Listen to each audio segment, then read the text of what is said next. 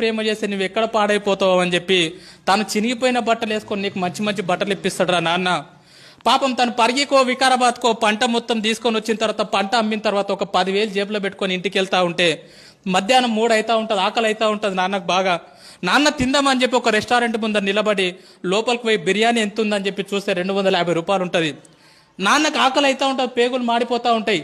అరే నేను ఈ పూట 250 రూపాయలు పెట్టి బిర్యానీ తింటే నా ఒక్కడి కడుపు నిండుతుంది, అదే ఇంటికి ఏమన్నా తీసుకుపోయినా అనుకో నా పిల్లలు కూడా హ్యాపీగా తింటారని చెప్పి తన కడుపు మార్చుకొని ఇంటికి మీ నాన్న వస్తాడు బాస్. రియల్గా మన నాన్న హీరో కదా.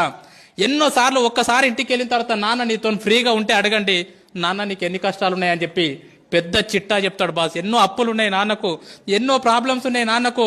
అమ్మ మీరు ఆడపిల్లలాగా పుట్టినరు, రియల్గా మీ అమ్మ నాన్నకు సెల్యూట్, మిమ్మల్ని చదివిపిస్తున్నారు. రియల్గా సెల్యూట్ వాళ్ళకి. ఎందుకంటే ఆడపిల్ల పుట్టిందని చెప్పి చాలా మంది బాధపడతా ఉన్నారు. ఆడపిల్ల పుట్టినా సరే చదివిస్తున్నారు. రేపు పొద్దున నీ